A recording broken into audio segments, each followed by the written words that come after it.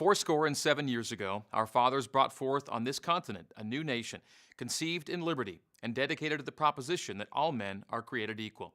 Now we are engaged in a great civil war, testing whether that nation or any nation so conceived and so dedicated can long endure. We are met on a great battlefield of that war.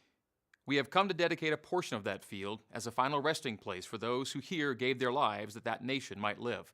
It is altogether fitting and proper that we should do this. But in a larger sense, we cannot dedicate, we cannot consecrate, we cannot hallow this ground. The brave men, living and dead, who struggled here have consecrated it, far above our poor power to add or detract. The world will little note nor long remember what we say here, but it can never forget what they did here. It is for us, the living, rather, to be dedicated here to the unfinished work which they who fought here have thus far so nobly advanced.